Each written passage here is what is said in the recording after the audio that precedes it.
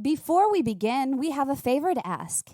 If you like this podcast, please help us spread the word about the show.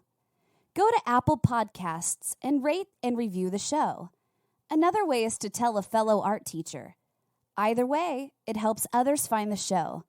The Blocks, Paper, Scissors podcast has a lot of information regarding teaching art, not just for tab teachers, but for anyone who is looking to further their understanding of children in a choice-based classroom.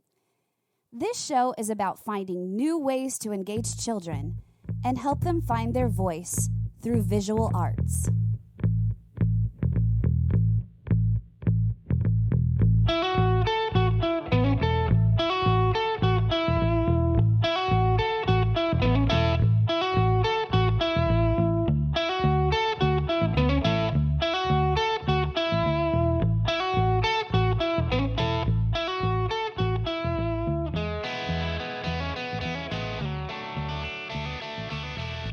Hello, everyone. My name is Clark Freilich. And I'm Clyde Goff. And welcome to the Blocks, Paper, Scissors podcast.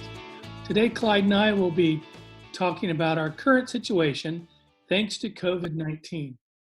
If this podcast sounds a little wonky, it's because we are attempting to do a podcast through Zoom, and we're going to see how it works. So, Clyde, how you guys been holding up over there?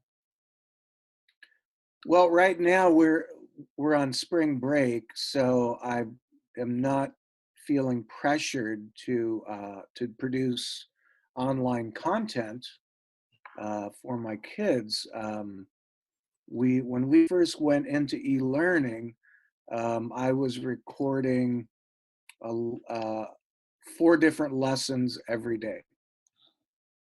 And also presenting 4 different lessons that the kids could choose. And so we were offering them one of 4 choices. And then, of course, the outcomes, the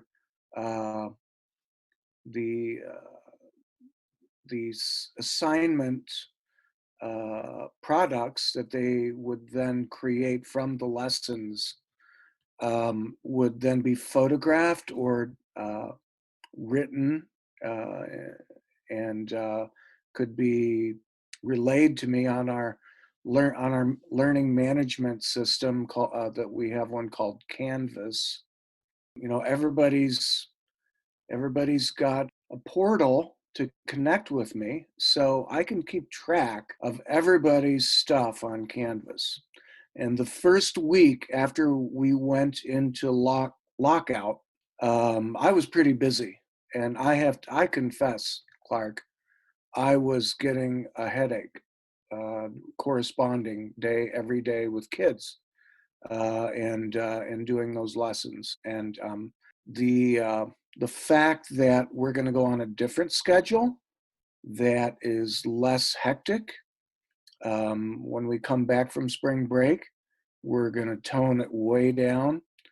The fact that we're going to give the kids time to consider the work and to get into it. And I like what our administration is saying: quality over quantity. In the high school, what is your schedule? We came up with a schedule which is it's 3 days a week. I'm assuming you guys are still doing 3 days a week. How often are you doing art and things like that? Our regular schedule is we basically have a 4-day schedule every week.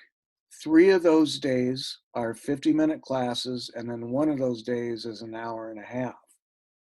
That's a typical regular week for us. So I see approximately 200 kids on those 3 days that we are having 50-minute classes.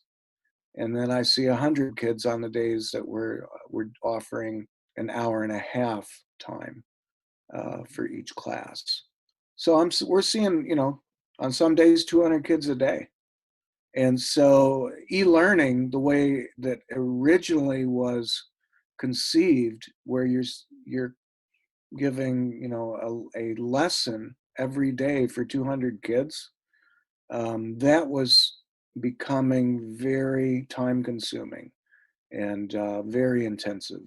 And I was thinking, I was telling you earlier, I have about 50 to 60% of my kids are participating, Hmm. but some of them I know are using their time during spring break to catch up because, I mean, where are they going to go? They're on lockdown. Yeah. So our schedule is 3 days a week, but they're Uh, focusing on math and language arts, or Tuesday would be math and science for up to 3 hours. And then on Wednesday, it would be language arts and social studies for up to 3 hours. And then uh, on that Thursday, I think it's language arts and then unified arts, but it's alternating between music and art. So they're only going to get one art lesson every 2 weeks, but that's for everybody. So I'll be writing a lesson for all the kids, but then they'll have 2 weeks to work on it. So they really didn't want to overwhelm the parents and the kids, yeah.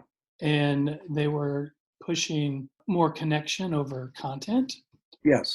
The we were talking about, we had a meeting with the principals and some teachers, and I was communicating that you don't want to overburden the kids with too much work, because I read somewhere where it takes kids twice as long to do things online than it does when they're in school. And so this is the question I wondered, was how do we offer the richness of the TAB classroom environment Yeah. when we're working from our homes? That's a tough question, because it's in the TAB environment, it's about relationships, and we always have that one-to-one when we're right there and the kids are working. We have that Yeah. opportunity to communicate with them at that moment. And now it's different. Probably in simple terms, we can't give them the ultimate TAB experience. We Right. can we can prime them, and hopefully that they've worked in our studios long enough. When we think about the 3 sentence curriculum, it's, the child is the artist, the classroom is their studio, and we build things around what do artists do. So Uh-huh.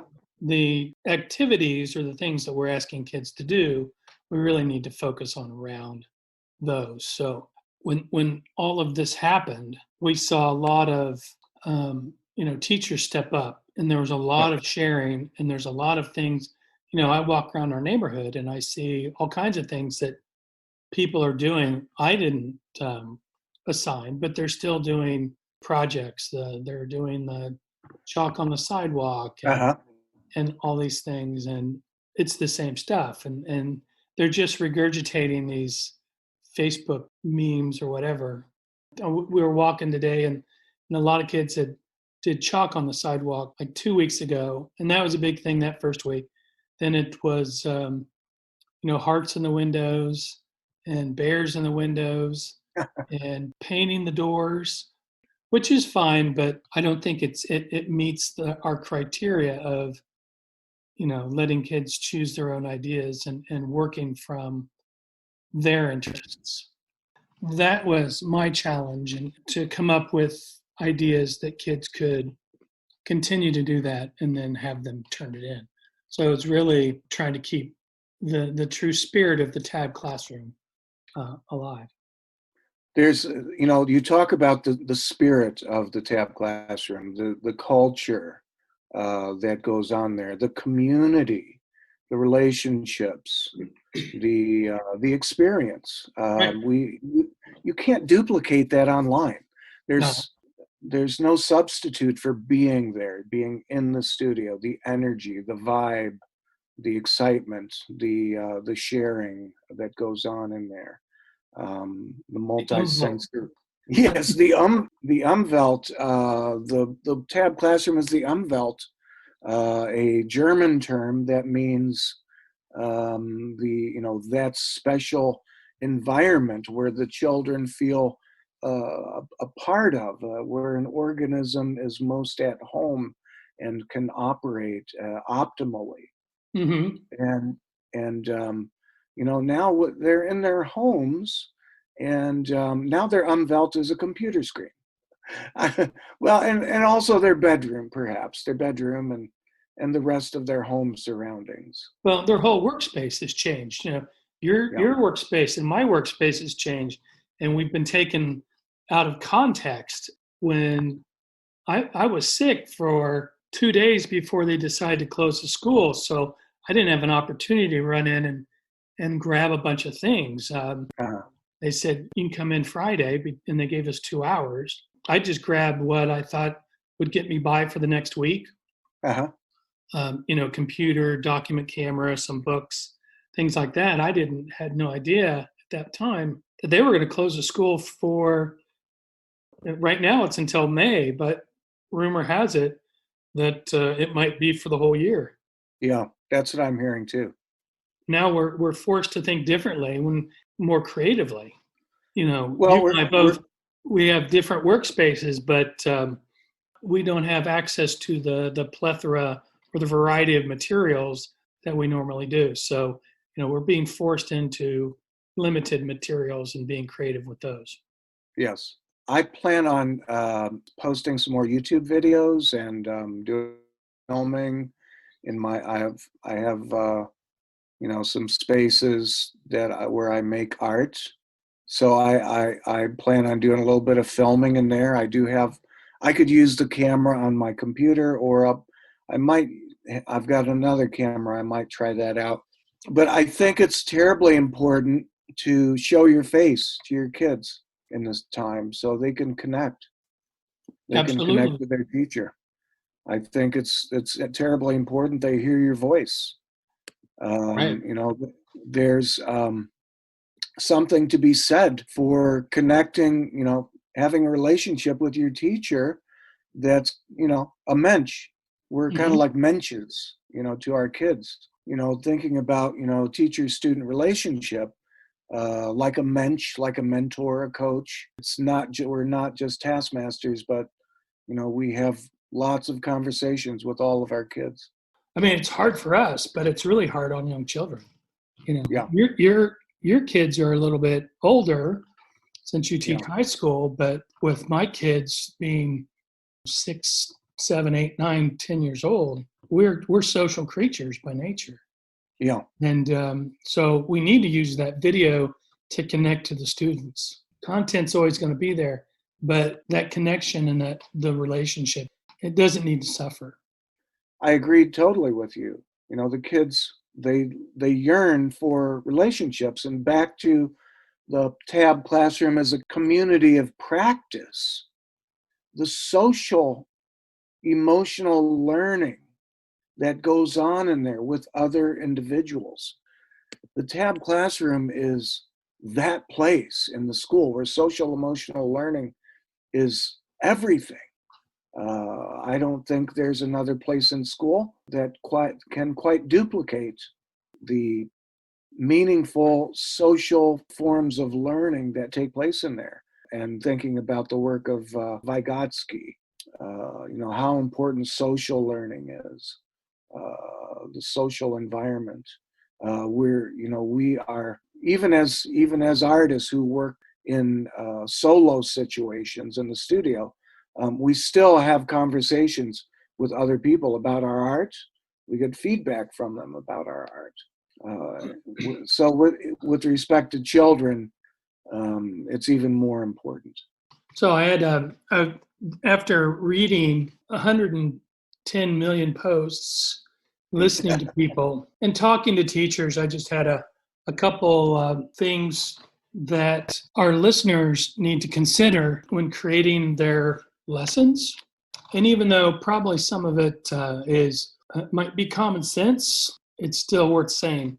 One of the things we need to think about is not to make it, not compare yourself to other teachers on the internet. Right. You have to be you. You don't want to change who you are just because the situation's different. I present things in a certain way. You present things in a certain way. You don't have to change that. When you're doing your videos, you still continue because that's what the kids are used to.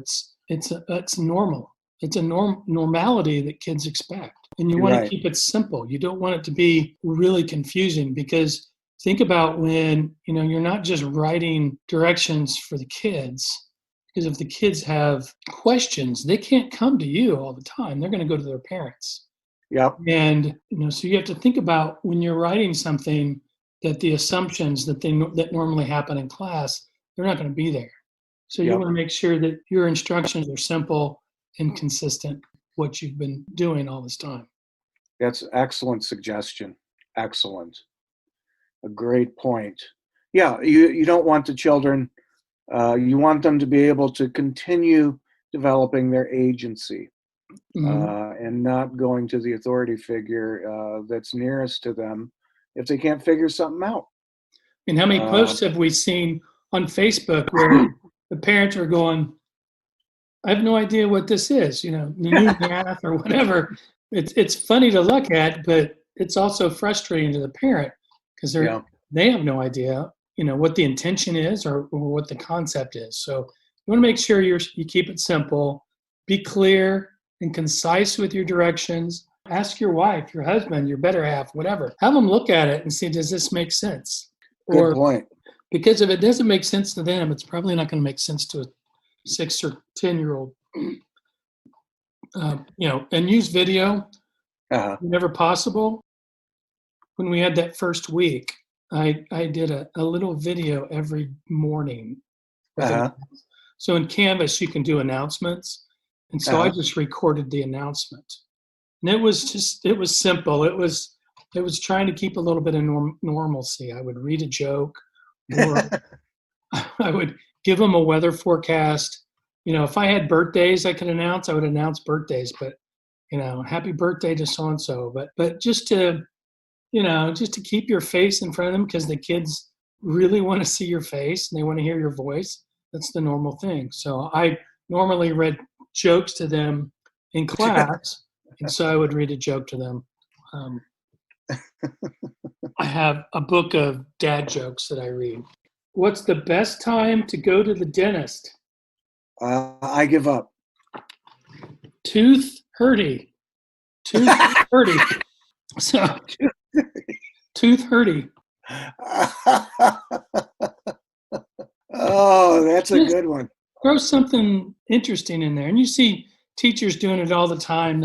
They might have puppets where they come in and they talk, or just something, just, you don't have to do it all the time, but just enough to keep the kids focused and just keep them engaged, Right. Yeah. And the other thing, as you were talking about, how do we set the expectations that kids turn stuff in to motivate them, or to get them, when they're in school, they understand that class is an hour long, and they want to get done. Kids will finish things, but how do we get them to make sure that they're turning the stuff in and at least doing what we're doing? So in our case, we're having to having due dates.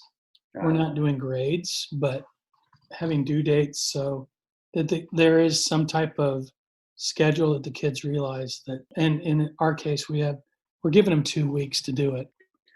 Yeah, and I like the idea of lowering the expectation and providing them with time, and also understanding, putting ourselves in the child's shoe, because we have no idea what's going on at their home. I don't care I don't care what your socioeconomic situation is. We don't know what's going on in the home. We don't know what kinds of stress mom and dad is under, or if there is a mom and dad. We don't know any of those factors. Mm-hmm. Maybe they're living with grandma, and we just don't know. And maybe someone's sick. We just don't know. So we'll hope for the best. And so we haven't crossed the bridge. That's right. We haven't crossed that bridge yet. What do you do with a kid who's just by no fault of his own can't complete any of the online assignments?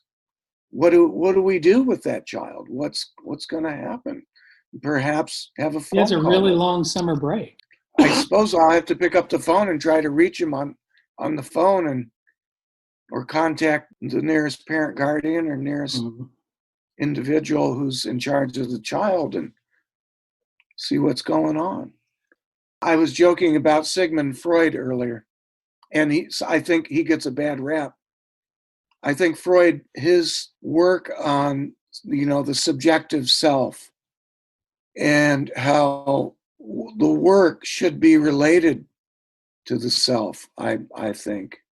And so that I think that's a good thing about TAB is that, we can position activity in relationship to the child's interests. And so that part about TAB, is right on the money with respect to making a connection with individual children. So I think that's one of the wonderful things about TAB is that it's about art in the life of the child, helping the child develop himself or herself. From that perspective, how do we keep this thing going online? And so that's what I'm going to try to do with my next set of lessons is to keep that train rolling. So And what are some of the tools that you're using to help you communicate with your kids? I mean, they all use Canvas. yeah, we have Canvas. We have email. I email correspond with quite a few of them. Quite a few of them do use email with me. Then I'm using Loom to make a videotape of my lessons, and those are available every day that we do a lesson. And now I'm thinking also, well, I've also done a couple of YouTube videos for them, and so I can connect with them on YouTube. Right. Do you post your Loom videos on YouTube? No, not the Loom videos, just my instructional videos on YouTube, and I'm going to make some more for them. But the Do you just, Loom, do you just use your phone as as your document camera? Is that what you're doing? I just use the camera on my computer to do the videos so far. But I've got a little, like a handheld video camera. I'm going to start using that. I can upgrade my tech. So, and I think I'm going to experiment with Google Meeting if that's vetted with our school corporation. If we can have a Google Meetup that protects the kids' privacy, I'm going to offer some of those gatherings online. Cool. That's kind of what I'm thinking of. Yeah. What do you got? What do you got up your sleeve, Mr. Technology? So pretty much the same as you, Loom video to screencast. Although luckily I grabbed my document camera, so I can use the document camera to do a picture-in-picture and record it on Loom. So I'm recording my screen, but I'm using the document camera in the picture-in-picture, and then I'm recording that. It works pretty well. I haven't done anything long. I just wanted to see if it would work. Really basic stuff. Quicktime is another great way to record video I and like to do QuickTime. screencasts and things like that. Padlet. Padlet's a kind of a, if you think about putting Post-it notes on a wall, so you can put these little Post-it notes and the notes can have links to videos and then kids can respond to those. So I've created galleries for the kids to put their artwork on, and then the kids can comment and look at other kids' artwork. That's a piece of software that I've used for probably 8 years. It's been around forever. But recently, a lot of people have been using it. I've emailed with the developers, and they're like, "Yeah, we're kind of getting slammed here because the service was running really, really slow." Because a lot of people have been using it and making their own choice boards, I guess is what people have been making with them. Because you can make them as big as you want. I'll probably thin mine out a little bit because, and just to focus, maybe just have, you could do a drawing one with just drawing prompts, and the kids could post their images underneath it and comment on it. Wow. Because there's nothing in Canvas in our learning management system where you can do that. I think I embedded a Padlet in my Canvas page. So when kids go to their Canvas page, the Padlet's right there in front of them. I like Padlets. I need to explore it. I think it has. It's really a simple idea to do. Another thing I'm working on is an app called Talkr, Talkr, which allows you to take any picture of like a masterpiece, and it's very similar to Chatterpix if you're familiar with Chatterpix. But Talkr allows you to control the eyebrows, the eyes, and the mouth more realistically.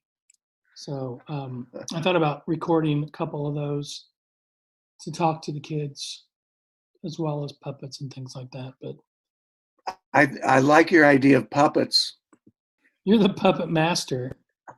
Hey, you and I were using puppets 20 some years ago, and I realized with high school, even if you're 14, 15, 16, you still like puppets in high school. Oh, yeah. If I want to, I'll use a puppet. You can't take your eyes off of them. It's like, oh my God, is this a horror film? My teacher has a puppet.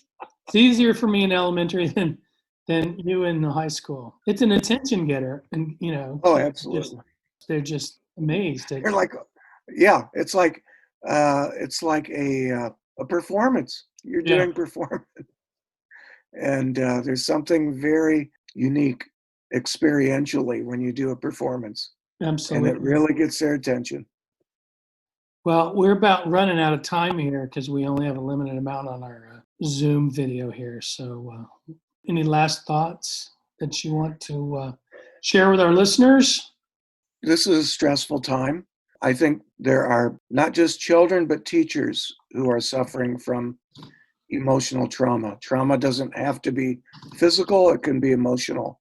So I think we should just be good, do as good, be good.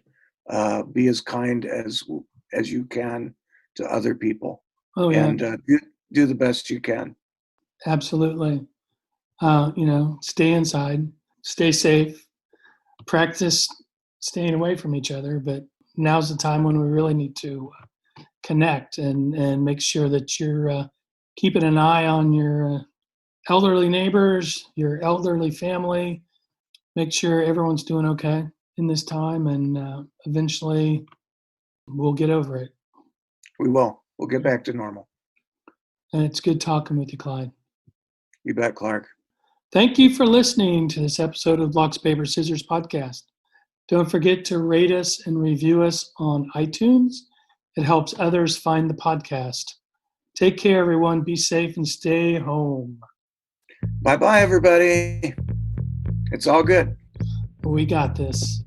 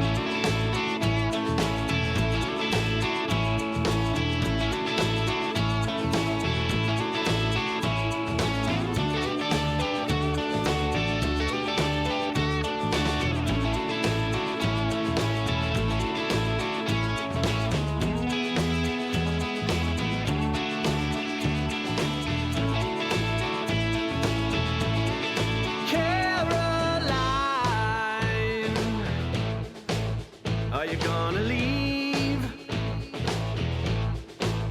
Are you telling lies? You about have to be all your life.